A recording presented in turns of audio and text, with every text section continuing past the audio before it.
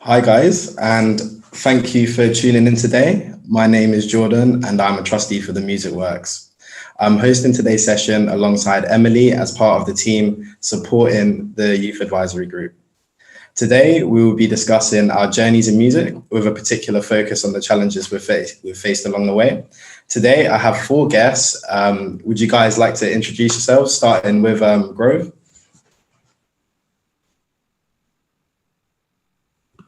Sorry, there we go.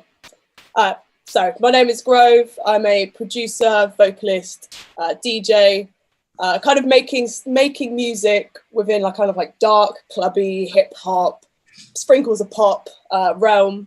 And I grew up in Cheltenham, but now I've been living in Bristol for the past year and a half. Yeah, just been wicked.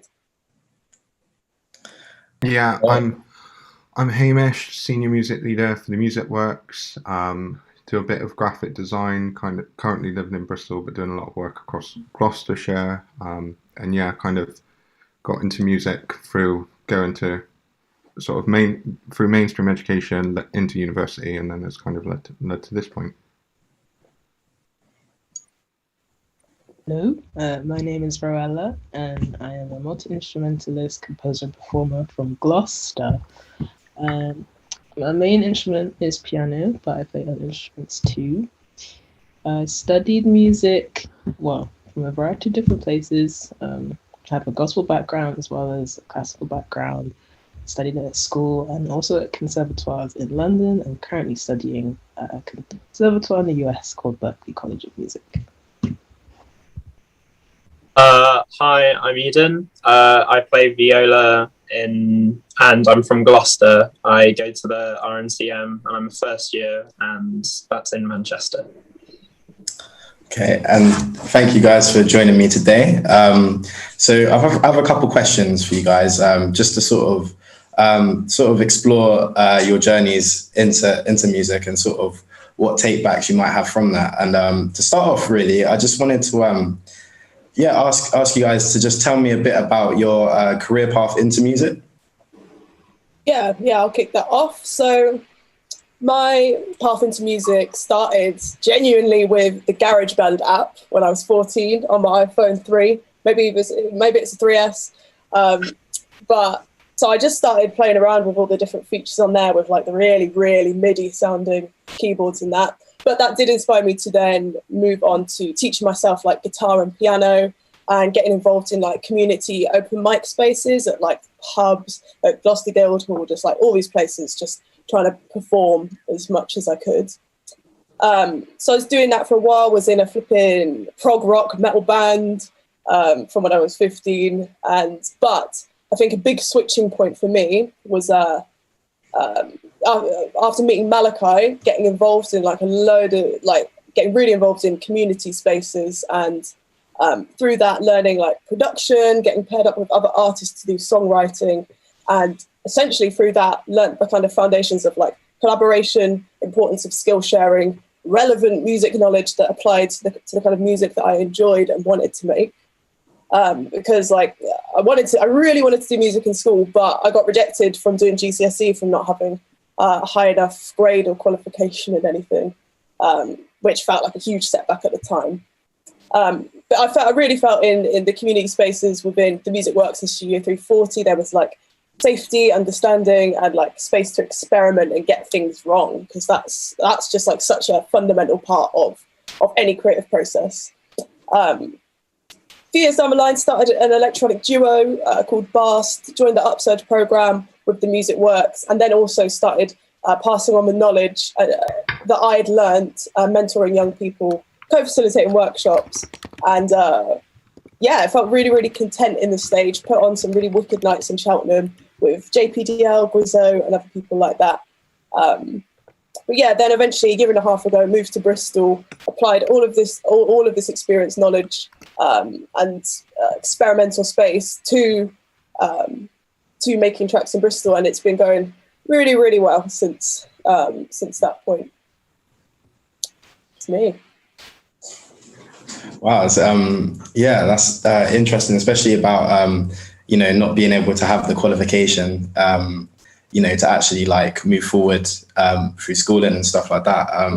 That's really interesting to me. I mean, Hamish, what would you say to that question? You know, tell me a bit about your sort of path into music. Yeah, sure. So mine slightly similar, but there are a couple of differences. So my first kind of access to music really was in secondary school, where I had an older brother who was into music, and he had a lot of friends that were musicians. So it kind of felt like once I went to secondary school, I was really going to find my place within music, because I sort of looked up to those guys, and he had a big circle of friends that were into it. However, when I joined, similar to Grove, there wasn't really anyone in my school that kind of either made the music that I was into, taught the music that I like listened to. So it was kind of just, it was just like me and this one friend sort of that would do stuff, but it really wasn't like, you know, didn't fit necessarily in the curriculum box. So kind of had piano lessons, or like 6 months of keyboard lessons really early on, but ended up stopping that because I wasn't excited by it. I wanted to learn the instrument, but I wasn't excited by the lesson process. So stopped that for a couple of years and only picked it up I think it was doing BTEC, sort of BTEC GCSE and BTEC A-level equivalent. And that was really when I sort of found my lane somewhat, and was super passionate because I got to do projects that I was into, and it was sort of I was really supported in doing the things that I wanted to do. Then kind of went on to university to study popular music at Uni of Glos, where there I met some really good friends. We started our own project, a band called Watercolors, which then we went on to play some shows, you know, do tours and whatnot. And during university, that's when I was introduced to community music and Music Works.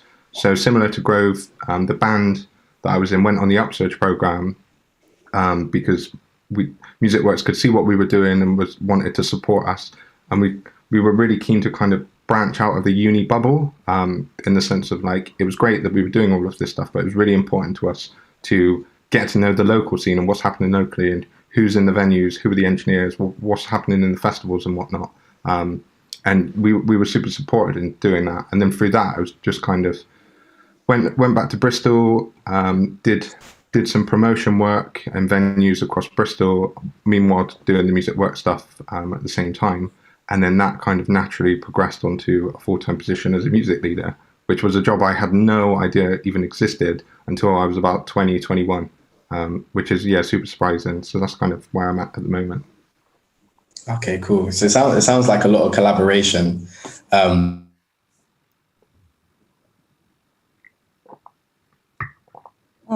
I think we've lost Jordan. Sort of evolved that uni bubble is something that I've personally. Oh.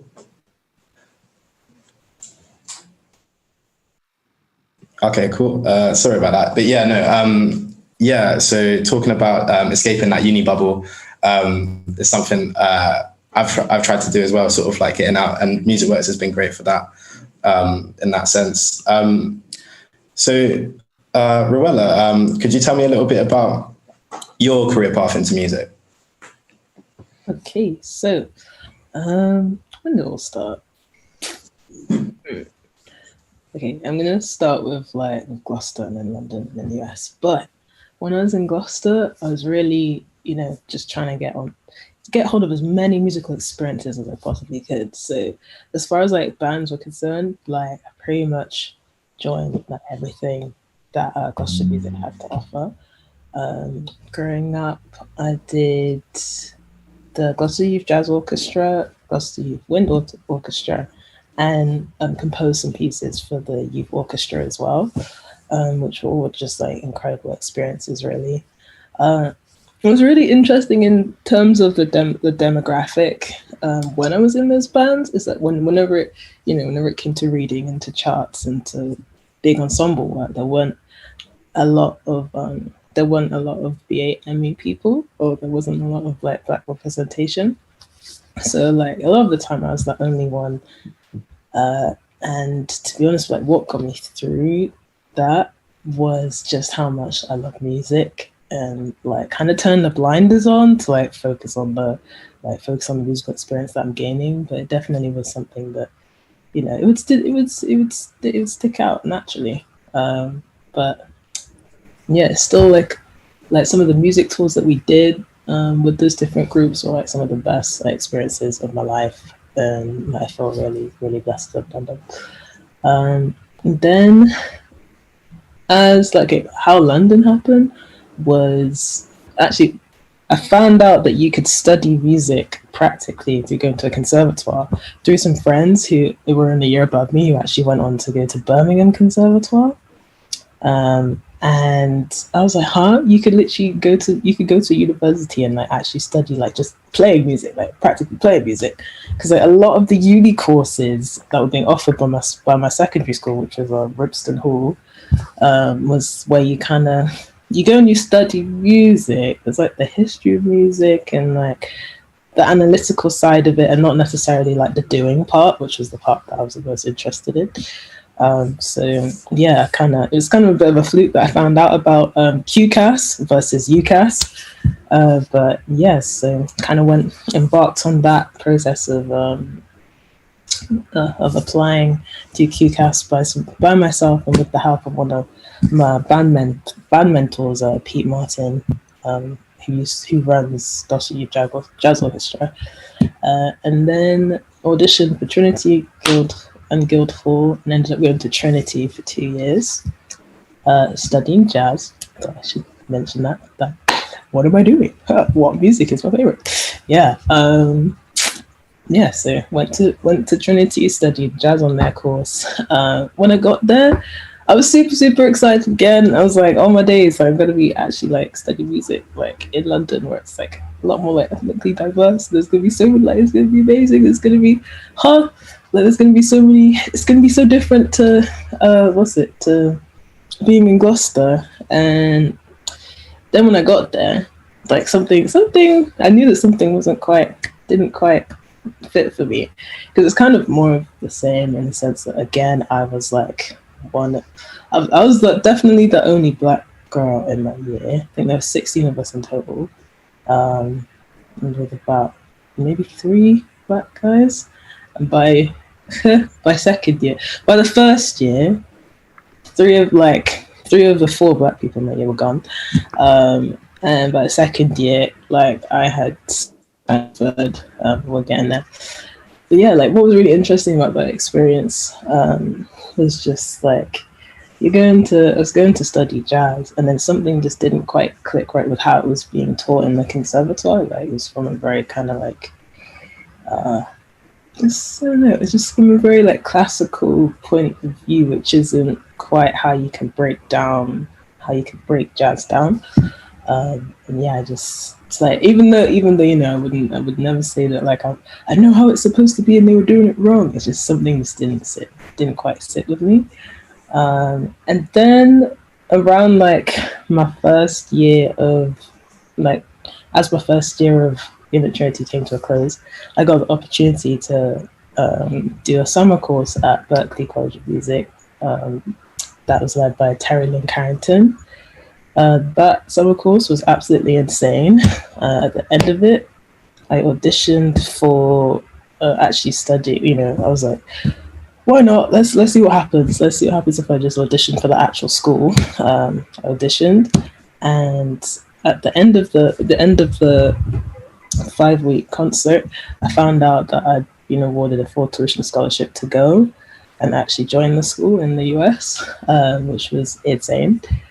I thought I was all set, and then found out that in order to take up that place, I had to like prove that I had $29,000, and I was like, 29,000 what?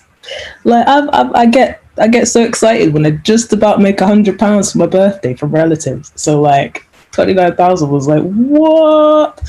And to cut that like fundraising story short, we ended up raising that 29,000, or like it was like £23,000 in equivalent in 4 months to be able to get out there. We did that through a mixture of I did a lot of gigging in that time, because when I came back, I formed a band in London, which Fulter Quintet, and we would gig a lot in loads of different places. And I didn't quite realize what was happening like as I was doing that. It's kind of just a process of like, okay, write some music, perform it, get it recorded, give it to promoters, and then kind of move on to the next gig. And just kind of like grow in that. But I didn't realize that actually in doing that, like I was kind of like setting some really substantial roots in the UK jazz scene. And it's been quite amazing because I've been able to do that, kind of be a little bit established in the scene here. So much more to do. But it was amazing to be able to do that as part of the fundraising process, to keep going and to keep pursuing the opportunity I've been given. And I think that's a bit. I think that's like a little bit of it. Get more into like the musical side of stuff in later questions, but there we go. Yeah, well, thanks for that. I mean, it sounds like you've been a bit of a wild ride. So it's very interesting. Eden, I'd love to hear about your career path into music. If you could, let us in on that. Yeah. So it all started really when I was really young. I don't really know what age, but I was like toddler kind of period. And I think my family were having a coffee in Stroud, and there was a string quartet playing on the street. And I don't remember this, but my mum said I was just like drawn to it, and she couldn't really take me away from it. And I think I was particularly interested in the cello. So that's unfortunate that I didn't end up playing the cello. I play viola now. But I loved it. And later on in primary school, I think my mum got me a violin, and I started lessons there. I really enjoyed it, but it was very weird in an inner city primary school. And it was like a violin class. So we'd all have our violins, and it was like 4 of us, and we'd play in a class together, like Frere Jacques and stuff. And at that point, I didn't know that I'd be here. And I think for quite a while, I didn't really realize I wanted to do music. I always loved it, and it was where I saw my friends and stuff. I would go, and on the weekends, I'd go to the Five Valleys Music Centre in Stroud and play with some friends there. And we'd mess about a bit in the choir and sing some lyrics and exchange some of the words for relatively rude ones. Rude for like an 11-year-old, that is. But I think I really realised I wanted to do music when I was kind of taken away from it. So in GCSE kind of time, I got a tumour in my jaw, and that meant I had to miss a bunch of my GCSEs, and all of my GCSEs, which was kind of that sucked a lot. And then the same thing happened in year 12, which meant I had to reset a year. And through all of that time out from school and friends and stuff, I was listening to music all of the time. I was kind of keeping me going a bit, and I enjoyed it and I loved it, and I listened to it before going into surgery and stuff. And I really missed playing my viola at that point. And I missed playing with my friends and playing in groups. And I came back to it, and although doctors were like, oh, you can't play too much, because it was in my jaw on my playing side, and they were like, oh, you can't really do it too much, you should stagger yourself in. I kind of was a bit naughty and did probably too much. And I knew that I wanted to do that in the future, and I dedicated myself to that in sixth form. And through this time, GAM really helped me with bursaries and stuff, because at that point I was being funded by my single mother, and I got lessons and stuff that I probably wouldn't have been able to afford otherwise. And I could really live my dream out on what I was passionate about. And yeah, I'm really thankful for that. And I got into a good orchestra, the CBSO Youth Orchestra, and that's absolutely phenomenal, with like professional conductors and stuff. I don't know if you can hear the police outside. Manchester being the busy city it is.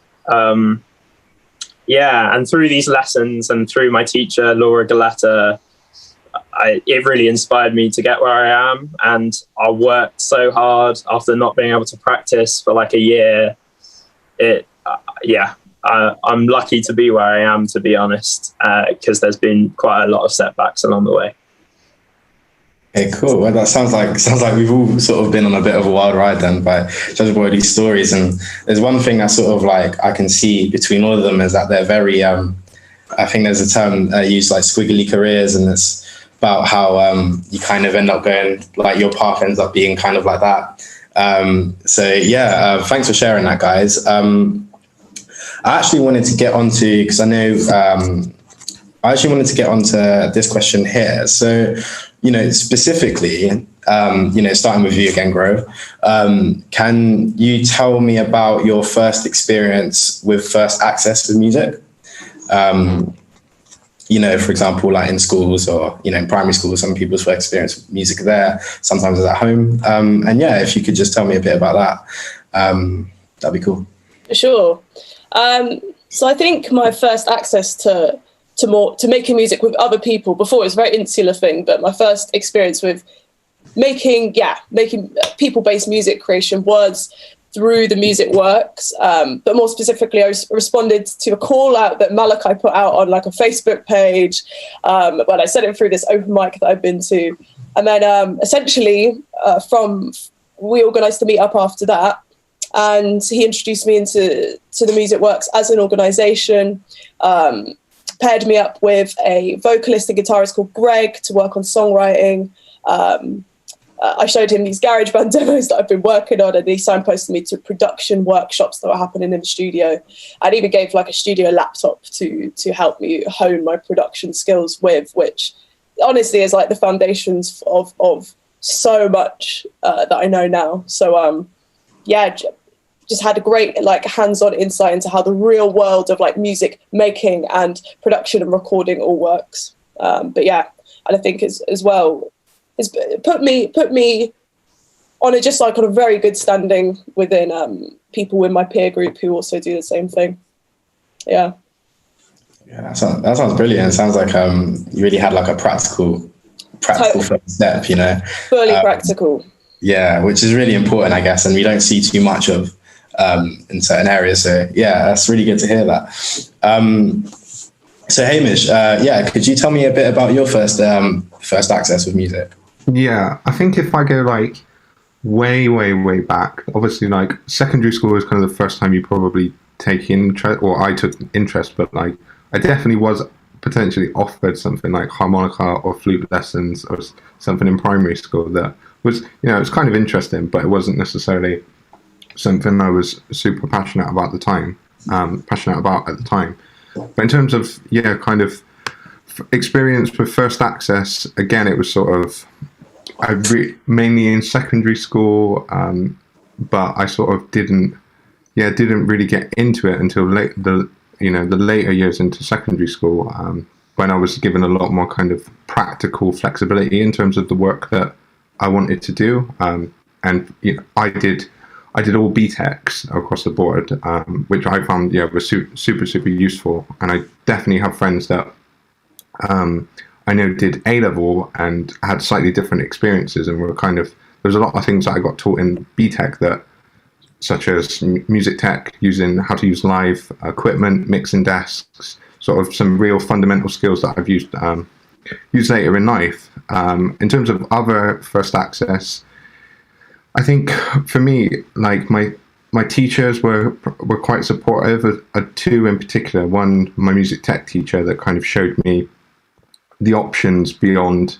I think my knowledge to music as a career path was quite limited to begin with. I sort of thought, okay, if I was to go into music, my options are kind of be an artist, be a performer, or be a teacher. And that was kind of the extent of what I knew up until about 18, 19, 20 years old. And my music tech teacher sort of showed me different avenues and whatnot. And I also had a maths teacher that was a big part in. She was my tutor, so there would be oftentimes, especially during sixth form, where I wasn't particularly engaging with my other A levels like maths and physics. And as my maths teacher, she wasn't too pleased that I was missing the odd maths lesson to stay in the music block. However, as my tutor and as my mentor, at the same time, she could see the spark and how passionate I was about what I was into, and then fully would kind of, not that I condone the behavior, but occasionally she might turn a blind eye and she would support me in that aspect, which, was super, super vital. And then years on, she's since been to gigs of mine and stuff, so it's kind of been really full circle. So I think that was sort of my initial first access and kind of those really important figures. Okay, cool. So that's quite interesting about, I think everyone has similar experiences in school, with the record, especially with like recorders and things like that. Ro, could you, sort of tell us about what that was like for you? It's like my first ever hands-on experience of music actually was inside my home on the piano that we had. My nan had bought it for the family when she just moved to England, and she'd always wanted to play piano, but never really got the time because she was like working 3 jobs to provide for the kids. And then my mum and her sister, they kind of dabbled in it, but they never really, they never really wanted to take it all the way. But my mum stayed living with my nan, so like I had this piano that I grew up around. I remember it's actually crazy, but I do remember the day when I just went up to it, and I was just done with just banging around and just crashing and making no like actual noise and not knowing what was going on. And I was like, Mum, can I have piano lessons? And that was like where the whole journey started. Like my mum taught me like a few things, like what she'd learned, because she actually did piano up to grade 4. And then I went to a classical piano teacher, and started doing ABRSM grades, starting with prep test, round about, I think it was like maybe like 5, 6. I still got like the little certificates of like all the notes that the examiners write out. I remember like the first exam I ever went to, like the grand piano was like so much bigger than me, and I was like this tiny dot playing this tiny little piece. But yeah, it was a really special thing.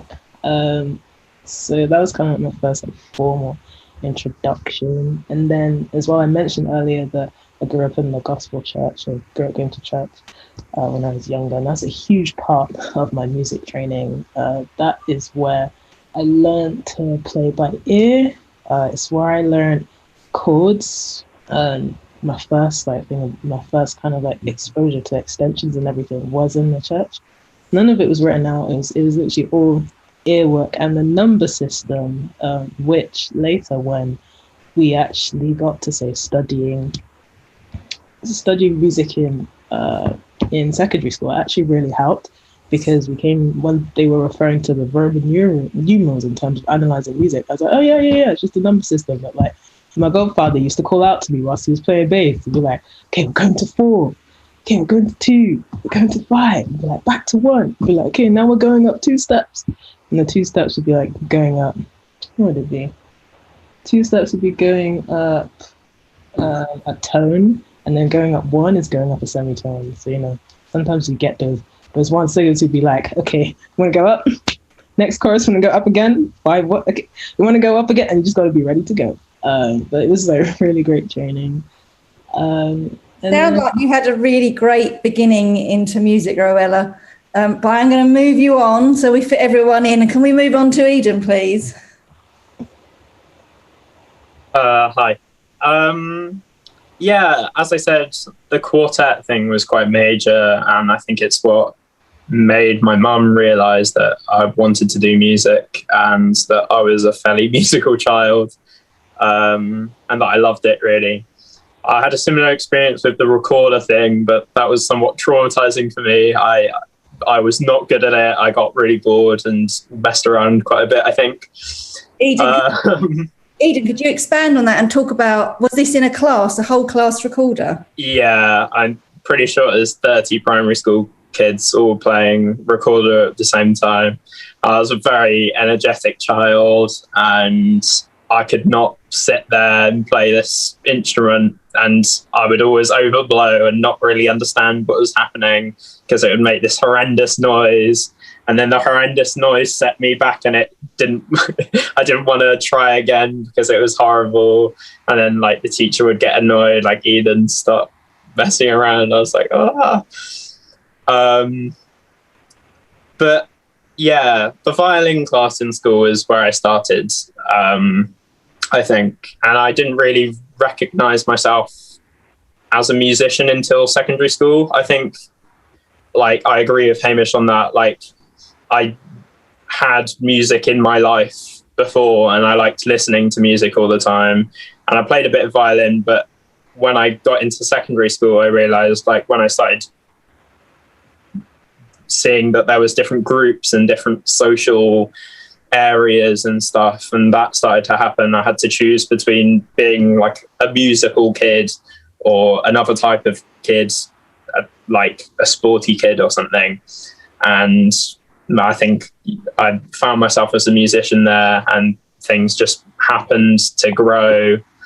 I made several choices. Like, I could choose between playing rugby games on the weekend or going to my music course in Stroud. And I thought, well, I prefer doing the music stuff, so I go there. And it's like all these small choices between music and something else that led me there eventually, I think.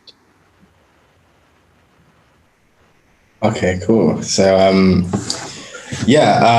so we have one more question for you guys. And I think, to be honest, this is probably the most important for me, one of the most important for me here today as well.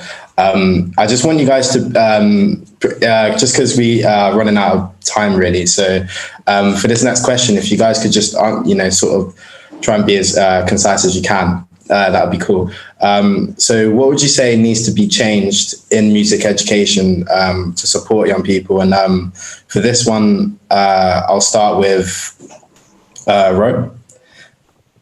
I would say that in education, you need to take more into account, like, the music genres that children are into, that they're listening to today. So, like, offering like a broader scope of stuff. So, for example, instead of like just offering, say, classical music, also looking into the music tech side from an earlier age, and into, analyzing pop artists or soul or funk artists from an earlier age as well.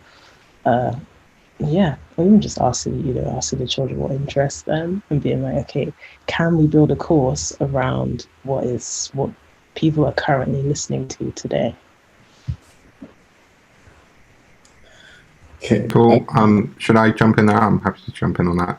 Yeah, just to elaborate what Ro was saying, as someone that is now kind of leading workshops in different education settings, from SEN to APS to mainstream to community stuff, I think one of the most important things is young people being provided exposure to relevant opportunities, opposed to sort of curriculum-based opportunities that they don't particularly relate to.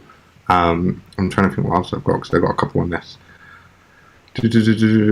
Yeah, again, I was never educated on that many creative roles beyond kind of music teaching and music as being a performer, and that was kind of the extent of my knowledge. Whereas, later down the line, I sort of learned how many other opportunities there were, and also I think, as educators, you don't necessarily need to understand where the culture is, but you need to appreciate it and accept it and kind of be willing. Often I'll go into a session and I'll learn from the pupil. I will kind of which throws them somewhat when it's kind of like, what's the music session going to be about? And they lead it. And if it's me, getting a YouTube instrumental so that they can spit some bars on top of, that's totally cool, because that's the thing which they're super passionate about doing.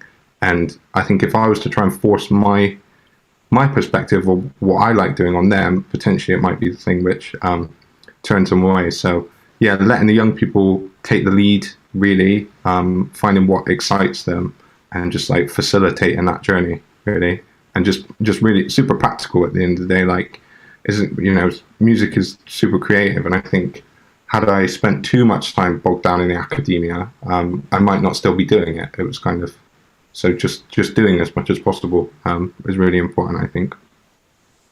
Yeah, I definitely agree with both of those points wholeheartedly. And also I think it's important to bring in an element of like music not being like a goal-based thing. It doesn't, you don't have to get a qualification, or you don't have to reach this kind of level from it. Like for me personally, I was like very emotionally stunted from just being in like tough situations when I was younger. And the reason in which I fell in love with music is because I truly actually got to like express myself emotionally. And I think that should always be the roots from which any kind of creative thing should grow from like from a sense of emotional expression. And I think that should be focused on, and people shouldn't feel like, oh, I'm not going to do this because I'm not good enough at it. It's like, no, you do it because you enjoy doing it. Yeah, I think that just to focus on that's great. Yeah, I guess from a classical music side, because that's my main background, my main thing, what needs to be changed is, I think a lot of organizations and like in school and stuff, people look for how good you are at the time, which has a huge bias towards the people who've been playing since they're like 2, and their parents have always been able to afford lessons, and they've always been playing the instrument, and they've kind of been forced to do it. But what they should be looking for is for potential and for love, because you're giving places in colleges and in orchestras and stuff to people who don't love it, where you could be giving it to someone who really does love it but hasn't had the opportunity so far and could make a huge thing out of it.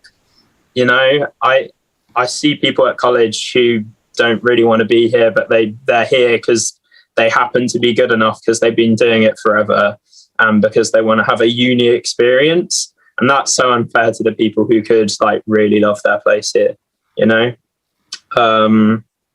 Yeah, I'm quite passionate about that, and it kind of annoys me because even some of my friends feel like that, and that's upsetting. But it is how it is at the moment, and I wish it would be different. That's excellent. Fantastic answers to everything. Before we let you all go, we have actually got a question from somebody viewing. Do you think it's imperative to study music in an academic facility in order to progress as a musician? Lots of musicians in the past have had very basic jobs or different academic study. Would anyone like to take that question? I think, it's not necessarily important to study within an academic facility, but I do think it's important to be able to experience music as part of a community. And I think that's what's so often denied to people, because these people who, have been working basic jobs and then, still manage to succeed really, really well within music. It's just imagining the potential of that person if they've maybe been part of like a music community from a young age and have learned the skills through that. Just to add to what Grove was saying, for me, the community side of things was really the turning point when it was kind of, I was exposed to all of those different opportunities, and that really kind of, working with the Music Works was really sort of important in terms of like the development for me going into kind of setting me up into a creative career. And I don't think specifically just doing education, sometimes I think you can get music teachers that they've never left education. So it's kind of like, what experience are you bringing to a young person, not only from a inspirational point of or a mentoring point of view, but just what kind of life experiences are there, and just being provided opportunities to make music in and out of mainstream is really important. Okay, I'll add to that. I don't think it's absolutely like it is the only way you can do things at all. But I think lots of people don't have access to it and they're severely stunted by it. And that shouldn't be the way things are. And I think that if I didn't have the education and like the opportunities to be where I am now, I probably wouldn't make it as a musician, which is sad. I think, but if there was like an apprenticeship or something for what I wanted to do in the future, I would absolutely just go for that. And I think something like that would be absolutely incredible if it actually existed. Like, I don't think I would need to go through 4 years paying $9,000 a year for just like viola lessons and groups that I'm not even going to at the moment, you know. But it is how it is at the moment, and it's sad.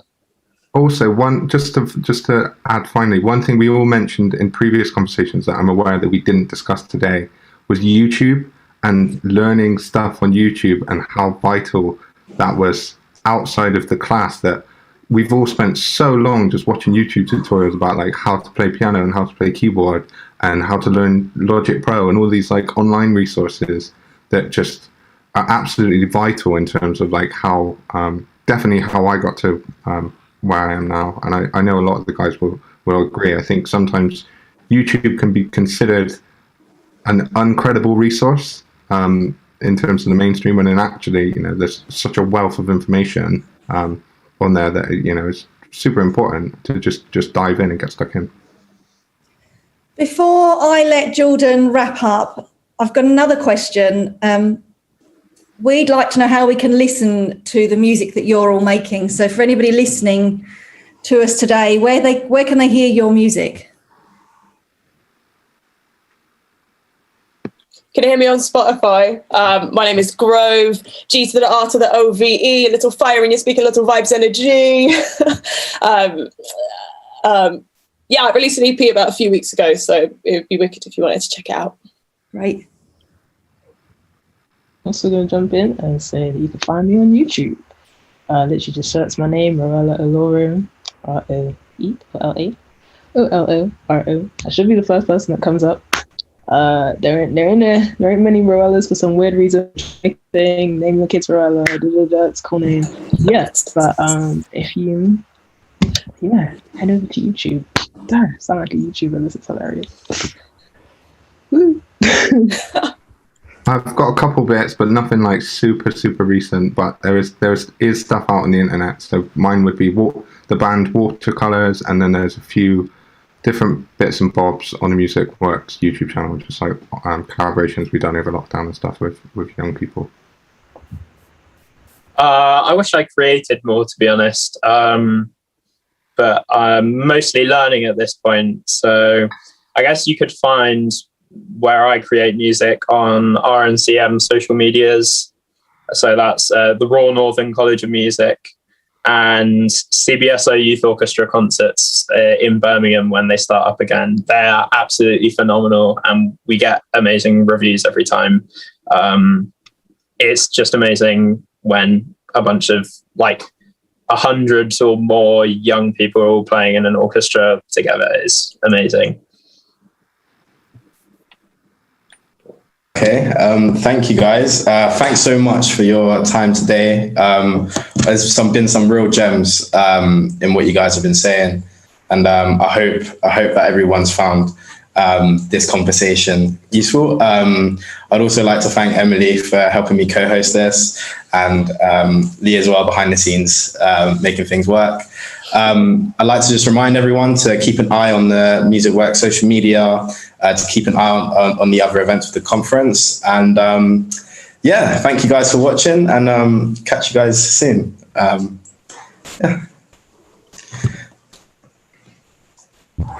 Hey.